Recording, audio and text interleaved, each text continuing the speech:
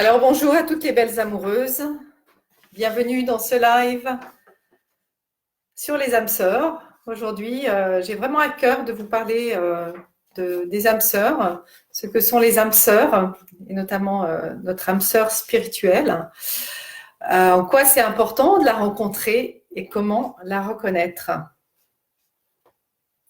Bonjour Nicole, bienvenue dans ce live. Alors, c'est les personnes qui sont présentes, mettez-moi un petit coucou pour que je sache qui est là. Alors, donc, que sont les âmes sœurs? Aujourd'hui, je vais tout vous dire sur les âmes sœurs, parce qu'il circule beaucoup de choses qui, à mon sens, ne sont pas tout à fait réalistes. Donc, j'avais envie de faire un petit point là-dessus. Mais tout d'abord, je vais me présenter. Pour les personnes qui ne me connaissent pas, donc je m'appelle Christine Corvézier. Je suis amourologue, psychothérapeute et naturopathe de formation. Et j'accompagne des femmes plutôt sensibles, au cœur pur, qui ont un grand rêve. Et je les aide à retrouver leur liberté d'être et leur liberté d'agir, aussi bien dans leur vie amoureuse que dans leur vie professionnelle. Alors, ce que je vais vous transmettre aujourd'hui, ce sont des enseignements qui m'ont eux-mêmes été transmis par Marie-Lisa Bonté. Marie-Lisa Bonté étant une psychothérapeute québécoise, mais qui est aussi qui canalise des entités angéliques et qui lui ont transmis ces enseignements, d'ailleurs que vous pouvez trouver dans ses livres. Elle a écrit de nombreux livres de toutes ces canalisations. Donc, je n'invente rien. Juste moi, lorsque ces enseignements m'ont été transmis, c'était comme une évidence. Voilà, tout ça a clarifié déjà tout ce que je ressentais au plus profond de moi-même. Et voilà, donc je vais vous transmettre tout ce qui me fait vibrer finalement et tout ce qui est une évidence pour moi aujourd'hui. Alors déjà, je voudrais premièrement clarifier ce terme d'âme sœur. Donc moi, quand je parle d'âme sœur, ce n'est pas l'âme sœur qu'on trouve dans les romans à l'eau de rose. C'est pas la rencontre avec l'âme sœur, c'est pas la rencontre avec le prince charmant avec lequel on va faire des enfants, on va vivre toute sa vie heureux jusqu'à la fin de sa vie. Donc c'est autre chose. Pour moi et pour Marie-Lisa Bonté aussi, l'âme sœur dont je vais vous parler, c'est l'âme sœur spirituelle. C'est-à-dire que rencontrer cette âme sœur, ça a un sens. D'ailleurs, c'est pas forcément une âme sœur, c'est pas forcément pour vivre le couple avec cette âme sœur. Sachant que l'âme, lorsqu'elle s'incarne dans le corps physique et qu'elle vient sur Terre, c'est pas pour rien. À la fois, elle a quelque chose à faire. Elle a ce qu'on appelle un mandat, le mandat d'âme sur Terre. Et elle vient pas simplement pour vivre. Pour l'âme, c'est un défi de venir sur Terre. Et son premier défi, c'est déjà d'aller dépasser tous les conditionnements terrestres, de devenir libre, de se sentir libre d'être soi. Déjà de pouvoir connecter à qui on est en profondeur et de pouvoir se sentir libre d'être cette personne-là. Donc ça, c'est déjà un premier défi. Et le deuxième défi, c'est aussi l'âme, elle vient pour guérir le monde. D'abord se guérir elle-même, donc ça c'était le premier défi. Et le deuxième, c'est guérir le monde. Et elle peut le faire de maintes et maintes manières. Donc, vous voyez qu'il y a vraiment, déjà pour l'âme, quand elle vient sur Terre, elle a un but qui est très élevé spirituellement. Et quand elle va rencontrer une autre âme, elle va aussi avoir un but élevé spirituellement. Alors, cette rencontre, elle peut se faire de deux manières. C'est-à-dire que vous pouvez avoir la possibilité de rencontrer deux types d'âmes sœurs qui auront un rôle un peu différent. Et souvent, la première âme sœur qu'on va rencontrer dans sa vie, c'est l'âme sœur qui sert à la désintoxication, à la purification de l'ego, de la personnalité, qui sert justement à nous libérer de tous ces conditionnements liés à l'éducation, à la société, et qui font que, de façon inconsciente, on va répéter des fonctionnements, des attitudes, on va faire des choix qui ne sont pas les nôtres. On va répéter des choses qu'on a apprises, dont on s'est imprégné, et on fait ça de manière automatique. Donc vraiment, cette âme sœur, cette rencontre, elle va être là pour ça. Et d'ailleurs, moi, c'est la première rencontre que j'ai faite. Ça s'est passé comme ça. Donc là, vous allez utiliser votre énergie, votre âme sœur aussi utilise toute son énergie pour vous guérir et guérir l'autre en même temps, puisque quand vous allez vous rencontrer, ça va être une rencontre qui va se faire au niveau de l'inconscient. C'est la rencontre de deux enfants blessés qui vont demander inconsciemment à l'autre de venir le guérir. Ce qui n'est pas le rôle dans le couple. On n'est pas là pour se guérir mutuellement. Normalement, on est là pour partager de l'amour, pour partager des choses, pour vivre des choses ensemble, pour construire ensemble. Voilà. Mais ça se passe souvent pas, en tout cas pas suffisamment comme ça. Ce qu'on vit souvent dans le premier couple, c'est justement cette rencontre où finalement l'autre va venir réactiver nos blessures très très souvent et où on va vivre des conflits, à la fois des conflits intérieurs, mais qui vont se traduire par des conflits aussi avec l'autre personne et qui petit à petit vont nous amener doucement vers le désamour et vers la séparation. En tout cas, cette âme sœur, quand vous la rencontrez, il y a vraiment un grand nettoyage de l'ego qui se fait surtout quand il est vécu dans la conscience, parce que ça va encore plus vite. Et l'inconvénient, c'est que ça abaisse votre vibration et que du coup, vous avez beaucoup de mal à agir, vous, à être dans votre deuxième défi, le deuxième défi de votre âme, c'est-à-dire à accomplir le but de votre âme, ce pourquoi elle est venue sur Terre. Pour changer le monde, pour améliorer le monde, pour qu'il devienne un meilleur monde dans lequel vous avez envie de vivre. Donc ce couple a tendance à retenir vos ailes, à vous empêcher, moi c'est vraiment ce que j'ai ressenti, à vous empêcher de déployer vos ailes et de vivre ce que vous avez à vivre et de vous élever spirituellement. Alors ce premier couple, je regarde un petit peu mes notes pour ne pas me perdre. Il est vraiment fait pour se libérer de son passé.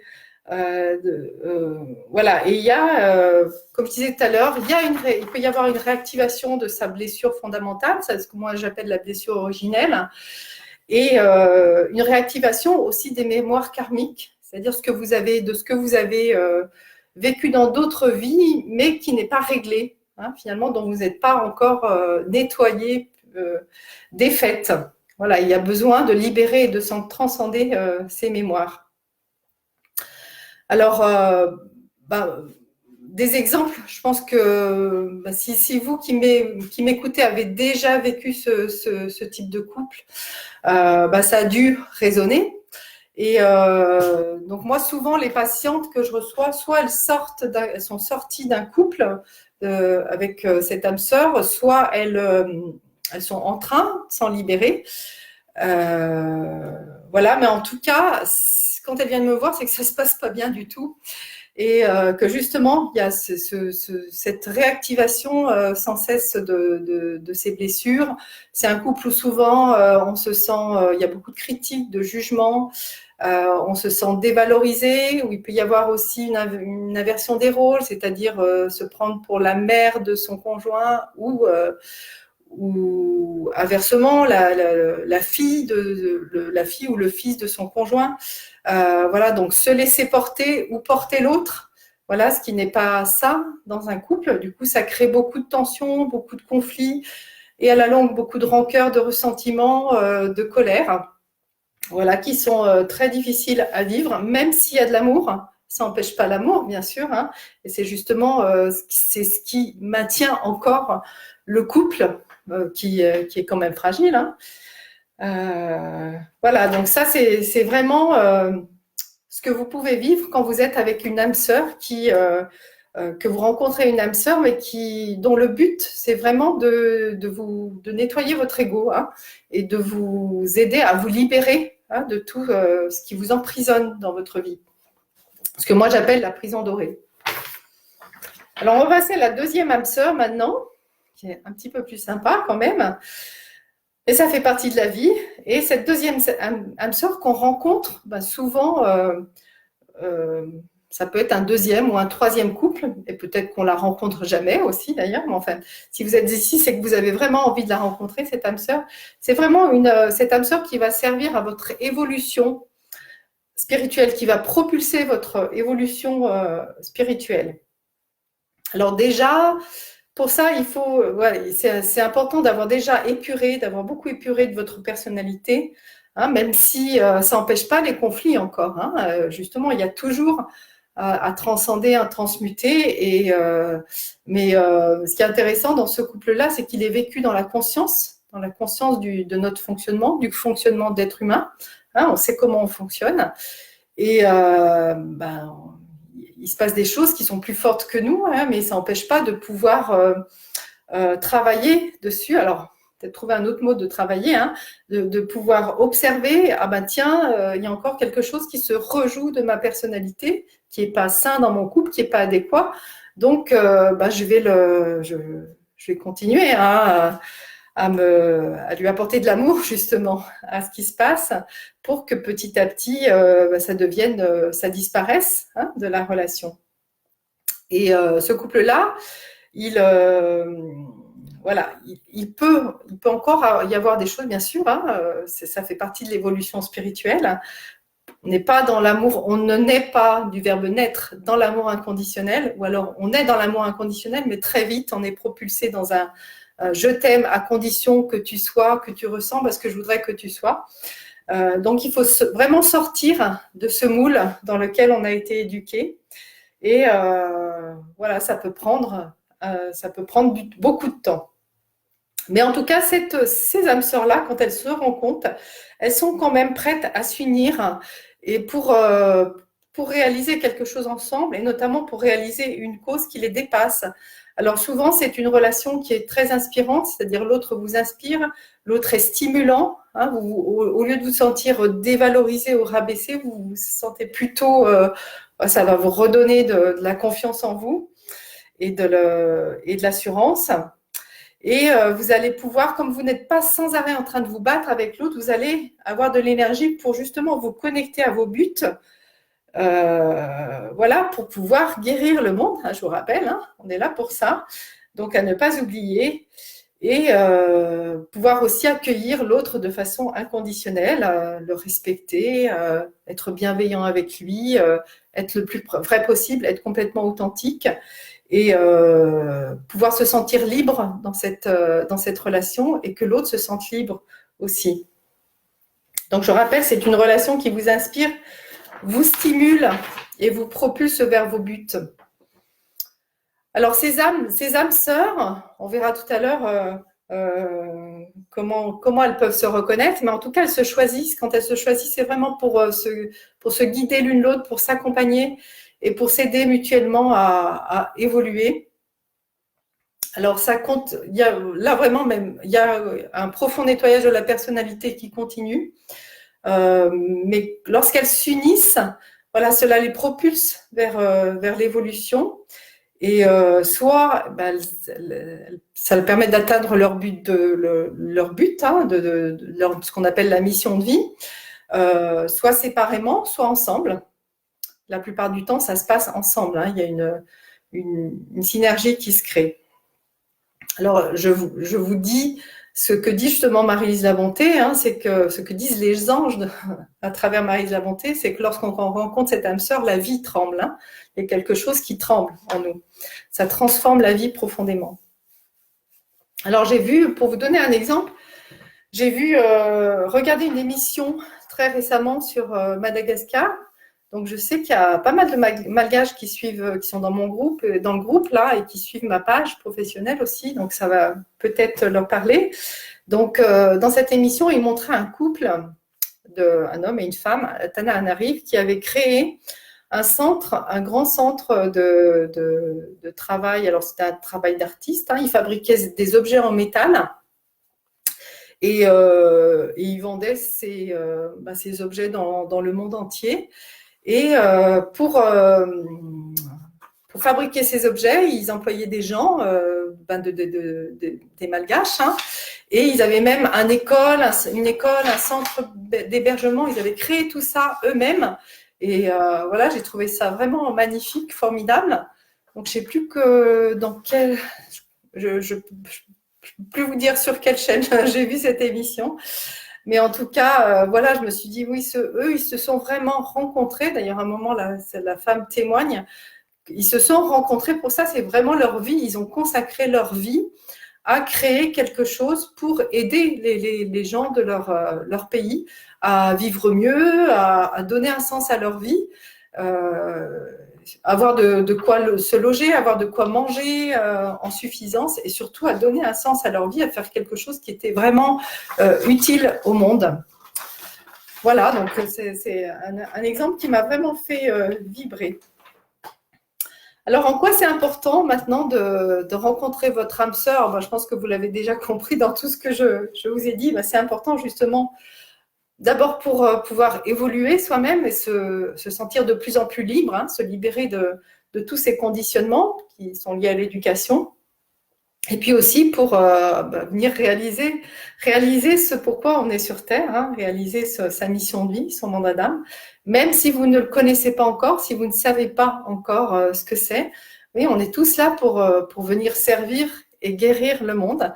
Et on peut le faire vraiment de partout où vous êtes, vous pouvez le faire en fait. Rien qu'en faisant un sourire à quelqu'un, et dans ce sourire, mais en y mettant le plus d'authenticité, de sincérité possible, vous allez transformer la vie de la personne.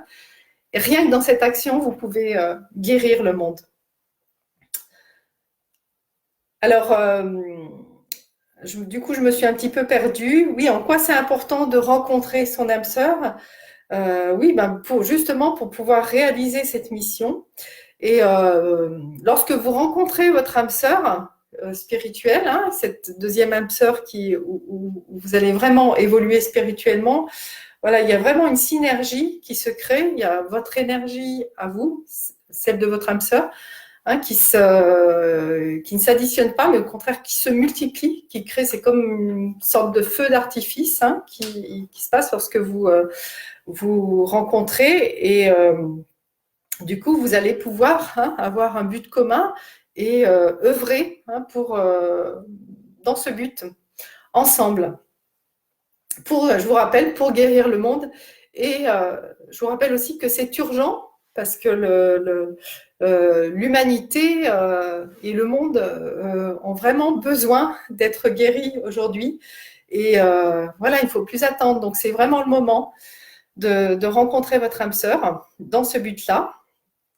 À la fois pour éveiller les consciences, guérir le monde, ça veut dire quoi? Ça veut dire éveiller les consciences, ouvrir son cœur, se reconnecter à son âme et se laisser guider par son âme, puisque votre âme, elle sait ce qu'elle est venue faire sur Terre. Elle le savait avant d'arriver sur Terre et elle le sait toujours. Mais encore faut-il être conscient qu'on a une âme et de pouvoir se reconnecter à elle. Alors, le troisième point, c'est comment la reconnaître, cette âme sœur. Alors, je ne vais pas m'étendre là-dessus, parce que voilà, je pourrais consacrer un live entier ou un cours entier pour cette question. Mais en tout cas, sachez que votre âme sœur, elle n'est pas forcément, vous n'allez pas forcément être en couple. Elle est peut-être du même sexe que vous. Ça peut être un enfant, ça peut être un parent, un ami, un collègue de travail. Elle n'a pas forcément le même âge que vous, elle n'est pas forcément de la même génération que vous. Ça peut être quelqu'un de nettement plus âgé ou de nettement plus jeune. Et voilà, en tout cas, sachez qu'elle ne se présente pas forcément sous la forme que vous attendez, sous la forme désirée. Sans doute qu'au départ, elle ne va pas vous plaire physiquement. Vous allez dire non, il y a plein de choses qui ne me plaisent pas chez lui. C'est pas lui, mon âme sœur. Et puis, souvent, la première réaction quand on rencontre un âme sœur, comme c'est au niveau vibratoire, c'est une rencontre qui est puissante. Donc, il peut y avoir la fuite de l'un, soit de vous, soit de l'autre. En tout cas, il y a beaucoup de choses aussi qui remontent au moment de cette rencontre. Beaucoup d'émotions, il peut y avoir beaucoup de peur, énormément de peur, mais aussi voilà, des blessures qui refont surface. Donc, c'est pas toujours si simple que ça, une rencontre avec l'âme sœur. Et puis, souvent, même si quand vous êtes dans cette rencontre, que c'est une évidence, tout de suite, il y a le mental qui risque de venir interférer en vous disant « mais non, il n'est pas comme ci, il n'est pas comme ça, j'attendais ci, j'attendais ça », parce qu'on a toujours des attentes qui sont liées au modèle de couple qu'on a eu, au modèle social aussi, du couple attendu. Voilà, donc je vous ai donné un petit échantillonnage. En tout cas, ce qui est important si vous êtes célibataire aujourd'hui, c'est de demander. Demandez à votre âme, demandez simplement à l'univers, demandez que cette rencontre se produise. Voilà, vous aurez encore plus de chances de la rencontrer. Alors moi, mon intention, vraiment, en aidant, en accompagnant les personnes à rencontrer leur âme sœur, c'est vraiment déjà de sortir de la solitude, de peut-être ce sentiment de vide ou de ne servir à rien. Voilà, en tout cas de cette souffrance d'être seul, parce que ça peut être une grande souffrance. Et puis ma deuxième intention, c'est vraiment aussi parce que c'est urgent. Pour moi, c'est un moyen qui va faire en sorte qu'on va pouvoir guérir le monde plus rapidement. Donc c'est vraiment urgent aujourd'hui que les âmes sœurs se rencontrent et œuvrent ensemble à cette co-création d'un monde meilleur. Et voilà, donc ça, ce sont ces intentions-là qui me font agir, moi, sachant que moi, c'est ma mission. Si je suis là, c'est mon but de vie, un de mes buts de vie. Donc, je suis là pour ça. Si vous avez envie d'en savoir plus, ce que je vous propose, c'est de prendre rendez-vous avec moi. Donc, je vais vous mettre au-dessus du live mon adresse mail. Il suffit juste de m'écrire. Et voilà, je vous proposerai une entrevue d'une vingtaine de minutes pour faire le bilan, pour savoir où vous en êtes. Ce que je peux vous proposer, moi, comment je peux vous accompagner au mieux. Voilà. Donc, si vous avez envie de ça, n'hésitez pas à m'écrire par cette adresse mail et je vous répondrai sans faute. Voilà, écoutez, je ne sais pas encore quel thème aura le live de la semaine prochaine. Je pense que je vais vous parler de comment réveiller l'amoureuse en vous. En tout cas, c'est ce qui me vient.